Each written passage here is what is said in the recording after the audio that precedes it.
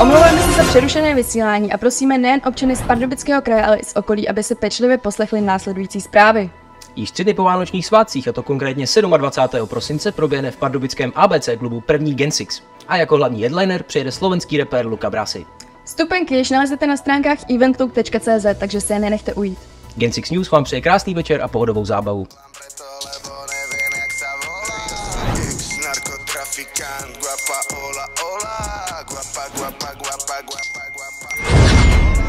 Amado Carilo Fuentes, že vraj sa jej ľúbi môj prednes.